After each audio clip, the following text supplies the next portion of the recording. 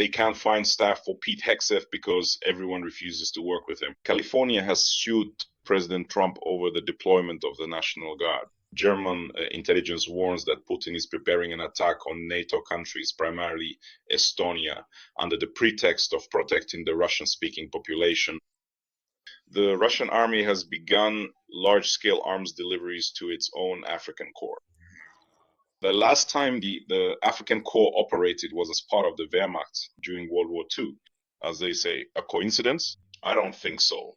Zelensky stated that Russia outnumbers Ukraine twofold in terms of monthly mobilized personnel.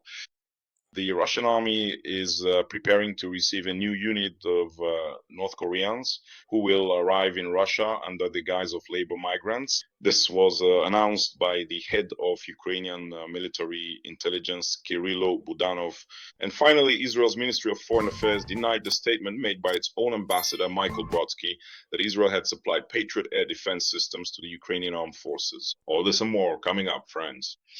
So the chaos continuing within the management structures of the new American administration is most vividly reflected in how the staff of Defense Secretary Pete Hegseth is being formed, who enjoys the personal favor and trust of President Trump. As reported by NBC News, citing its own informed sources, Vice President J.D. Vance, and at the moment, White House Chief of Staff Susie Wiles are personally involved in selecting personnel for the head of the American Pentagon. The main reason for this situation is that most of the qualified candidates have in fact refused to work with Hegseth, while the administration, on the other hand, considers the remaining candidates to be either not fully meeting the necessary requirements or being disloyal to MAG's overall program. The position of Chief of Staff to the Minister of Defense is traditionally considered prestigious.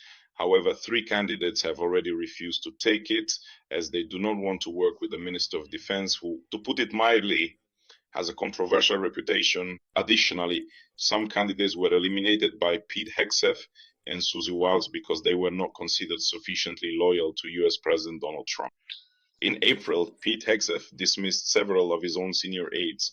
In particular, he fired his chief of staff live on air, and a high-ranking female member of his press office resigned in protest because the affairs in the defense minister's office were in complete disarray. Well, as we can see, the main hopes now rest on Susie Wiles and J.D. Vance, who are working tirelessly. But so far, this mission has not been successful. It is also reported that although Donald Trump does trust Pete Hegseth, he is nevertheless trying in every possible way to keep him in check.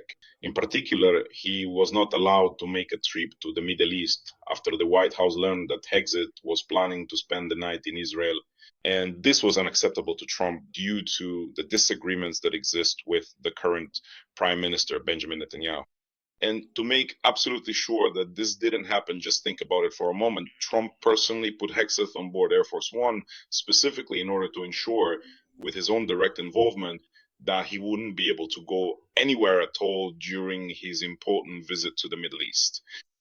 Meanwhile, the escalation continues in California, where the federal government has deployed National Guard units and is also at this time preparing to send in Marine Corps units if necessary. Because of this, the state of California has officially filed a complaint against the Donald Trump administration in federal court. It is reported that the reason for this is the decision to send National Guard troops to Los Angeles to suppress protests against Trump's national immigration policy. A 22-page complaint has already been submitted to the Federal District Court of San Francisco, in which Governor Gavin Newsom's office argues that Trump violated federal laws as well as the Constitution of the United States. He has repeatedly resorted to emergency measures in order to exceed the limits of his own lawful executive authority. He used a protest, which was under the control of local authorities, to carry out yet another unprecedented power grab, this time at the expense of the sovereignty of the state of California and in defiance of the authority and role of the governor as the commander-in-chief of the state's National Guard. Let me remind you that in the United States, each state has a certain degree of autonomy and possesses the sovereign right to enforce its own laws and constitution within its territory. And according to the existing norm, each governor is the commander-in-chief of their state's National Guard units. Well, in the Ukrainian equivalent, this would correspond more to the territorial defense units rather than the National Guard units. As we can see, in Ukraine there is a distinction, whereas in the United States there is no separate territorial defense unit. Instead, this role is fulfilled by the National Guard, which is made up of local residents. That is, in each state, the National Guard units are composed exclusively of residents of that state. But once again, I want to emphasize that this more closely corresponds to Ukraine's defense forces, the territorial defense forces. Trump, meanwhile, is using the situation in California to boost his authority among his voters, especially right-wing voters. This is something they particularly like. But as we can see, in many cases, the police have already exceeded their authority. For example, a correspondent from Channel 9 USA was hit by a rubber bullet. She was shot in the leg by a police officer during a protest. This moment was caught on video and spread across all the world's media. Since June 6, mass riots have continued in the state of California against the policies pursued by the Trump administration in the field of immigration. The reason for this was the raids carried out by ICE, the Immigration and Customs Enforcement Agency, during which dozens of people were detained. It was claimed that most of these people have legitimate legal reasons, so to speak, to be on the territory of the United States. Nevertheless, the Trump administration actively uses photos and videos showing protesters waving Mexican flags to incite national hatred against migrants, most of whom come from Central and South America, that is, Latin America, as well as from North America. Mexico is located in North America. In other words, this incitement is now clearly based on nationality. In particular, relevant posts and memes are being posted at machine gun speed by the president's younger son, Donald Trump Jr. Meanwhile, NATO is seriously concerned about Russia's future plans to attack alliance countries. Speaking yesterday at the UK's largest think tank, Chatham House, NATO Secretary General Mark Rutte stated that Russia could pose a real threat to NATO countries within the next 5 years. This narrative that Russia might attack the alliance within the next 5 years runs as a common thread through the speeches of many NATO officials, as well as numerous politicians from member countries. As Rutte stated while addressing the audience, Russia could be ready to use military force within 5 years. It has established close cooperation with China, North Korea, and Iran. These countries are actively expanding their armed forces and military capabilities. At the same time, Rutte made it clear that Putin's military machine is accelerating, not slowing down. Russia is rebuilding its strength with Chinese technology and is producing weapons faster than we thought. Recently, the pace of arms production in Russia has indeed surpassed everything that NATO countries are doing by at least 4 times. According to Rutte, in 3 months, Russia produces as much ammunition as all NATO countries combined do in a year just. Think about that. In other words, Russia's production rate is already 4 times faster at this point. Russia alone produces more than all the countries in the alliance combined. According to NATO intelligence estimates, Russia will produce 1,500 tanks, 3,000 armored vehicles, and 200 Iskander-type ballistic missiles per year. As Rutte stated, the new generation of Russian missiles travels at speeds several times greater than the speed of sound. The distance between European capitals is just a matter of minutes. There is neither east nor west, there is only NATO. The German Security Service, the BND intelligence agency, has also stated that Putin is preparing an attack on the Baltic countries, primarily Estonia, which has the highest percentage of so-called Russian-speaking population on its territory. NATO has been warning about the likelihood of such a scenario since 2014. I myself have participated in many NATO conferences that took place after the invasion of Ukraine in 2014. In particular, I was at the University of Tartu, where an official event was held by the North Atlantic Alliance, and I have been to NATO headquarters. And in Estonia, there was a very interesting discussion at that time, I remember, with representatives of the expert community, where we considered possible scenarios of an invasion of Estonia. Well, the basic scenario which most experts generally agree on is that if an attack is carried out, Putin will follow the Crimean scenario. First and foremost, this would concern Narva and Kohtla-Järve, two cities in Estonia that have the highest percentage of Russians, or more precisely residents with Russian passports, Russian citizenship, and the highest percentage of so-called Russian-speaking citizens. Not all of them, however, are citizens of Estonia.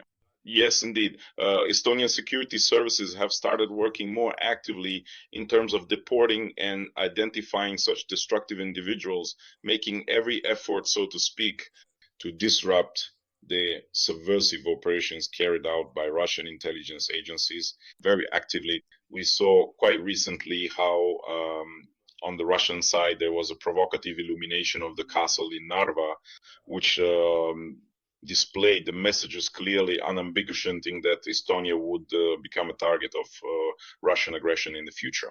Such warnings are voiced both publicly and privately.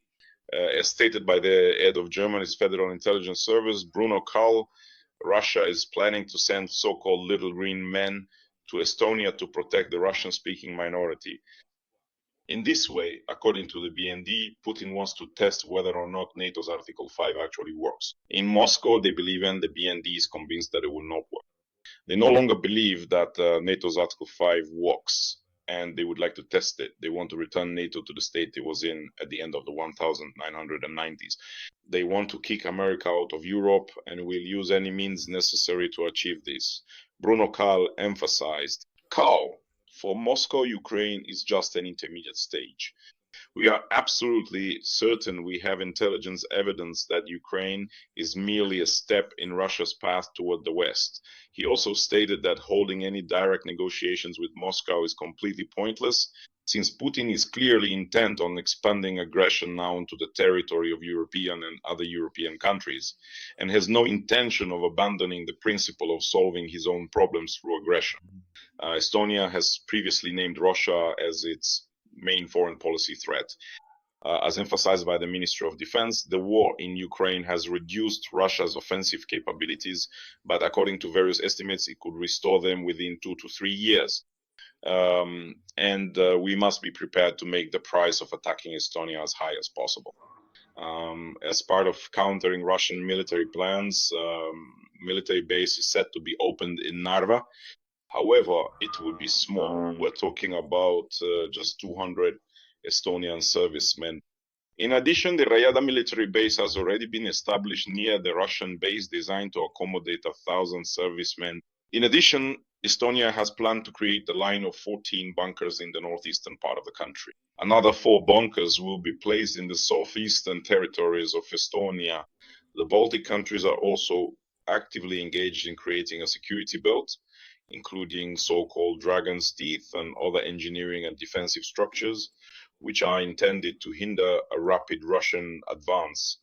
Nevertheless, we understand that in the event of an open war, NATO will have to make decisions and will have to do so very quickly. And unfortunately, it is unlikely that this will happen with such swift methods. Therefore, there is a high probability that the Estonian armed forces will have to face a Russian offensive alone, perhaps with only limited involvement from allied units. In any case, NATO has been talking a lot lately, but in order to fulfill its promises and prevent Russia from attacking, it is necessary to act decisively and, most importantly, quickly, especially considering that Russia has ramped up weapons production and is no longer just making declarations, but is actually establishing its own military bases, including near the border with Finland. Let me remind you, this is all the same region. Finland and Estonia are all close by. The European Union, acting within its own authority and seeing that NATO and the United States are currently preoccupied with other issues, is now planning to lower the maximum allowable price for Russian oil from $60 to $45 per barrel. At the same time, the countries that traditionally pose problems and do not vote for this, Hungary and Slovakia, will most likely abstain and not obstruct the decision. By the way, there was an interesting interview recently that I watched. Viktor Orban gave a major interview to France's largest public broadcaster, LCI, in which he unexpectedly expressed admiration for the Ukrainian army, saying that it is operating almost brilliantly, and stated that Putin understands only the language of force. What happened to Orban? Whether it was an epiphany or a magical kick from his French and British colleagues remains unclear, but Orban's rhetoric has magically changed. The 18th package of sanctions will be presented today. This is reported by the FT. In addition, the European Commission is planning to impose a complete ban on the use of the Nord Stream gas transport infrastructure. Let me remind you, the United States and Russia, through an intermediary, held negotiations in Switzerland regarding the purchase of Nord Stream shares. The European Union intends to nip all of this in the bud. During World War II, in the African theater of war, they operated the so-called Afrika Korps of Rommel, or Deutsches Afrika Korps, abbreviated as DAC, which was commanded by the legendary General Rommel. Legendary in every sense, he still enjoys, let's be frank, recognition. Even though he was a Wehrmacht general, he is acknowledged in the Allied countries. So the only country that created its own Afrika Korps after the German Afrika Korps, guess 3 times who that is.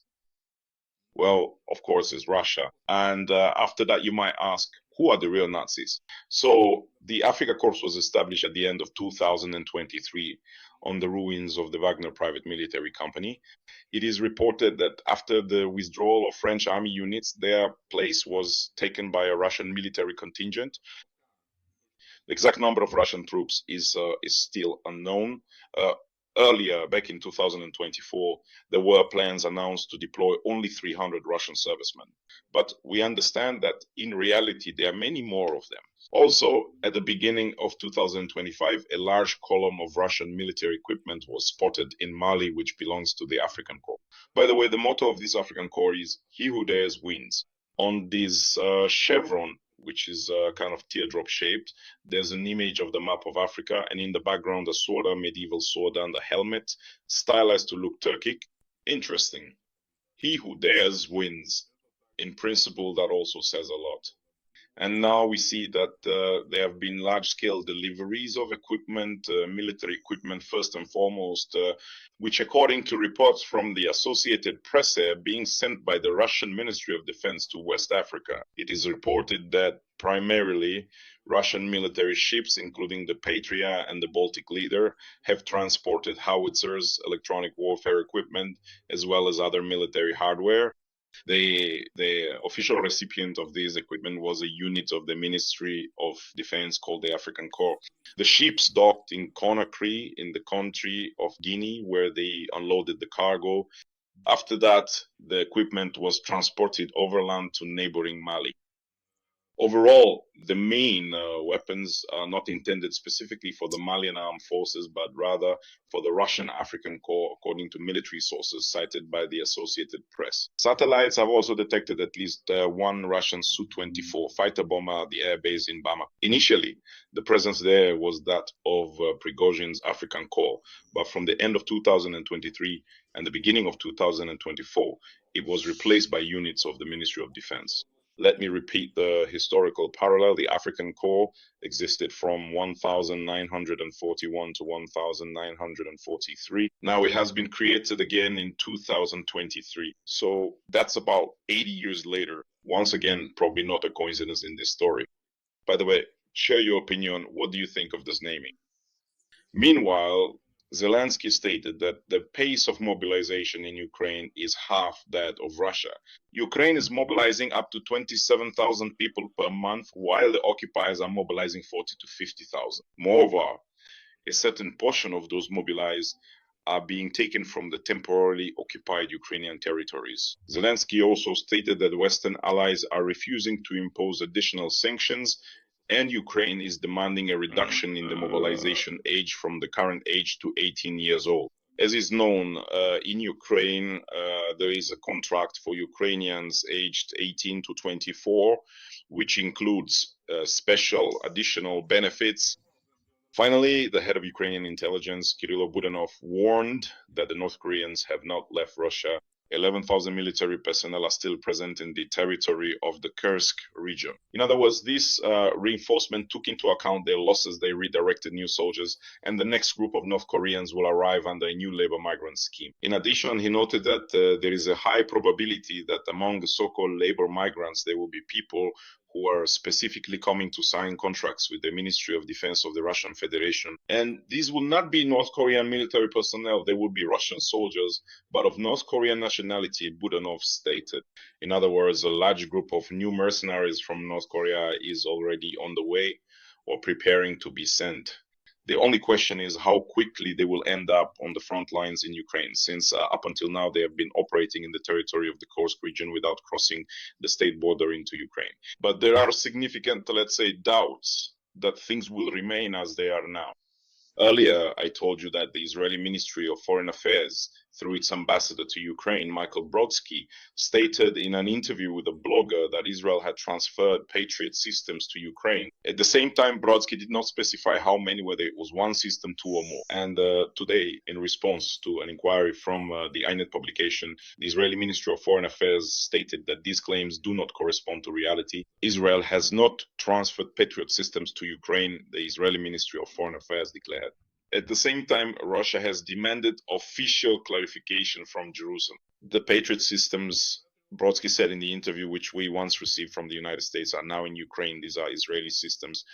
We agreed to transfer them to Ukraine, and unfortunately, this was not talked about very much. When people say that Israel did not provide military assistance, that's not true, that's a lie. Well, we perfectly understand that the ambassador would never have voiced such information without approval from his own foreign ministry. But it is quite possible that due to the hysteria that has begun in Russia, this particular decision was made. But all we can do is hope that this will not affect the fate of the excellent Israeli ambassador Michael Brodsky, who is truly in his place and carries out his duties competently and professionally. And as for the fact that today, the Ukrainian capital was subjected to yet another massive attack, with most of the strikes hitting Kyiv. I think there's no need to remind anyone. Today, all the missiles in total that were launched as of this moment were shot down. And most of the drones that were launched as well, out of a total of 22 targets that were launched, air defense neutralized 284, including both drones and two ballistic missiles. And let me clarify, two ballistic missiles, North Korean KN-23s, and 5 cruise missiles from the DPRK, all launched from the territory of the Kursk region. These are the kinds of friends we have today.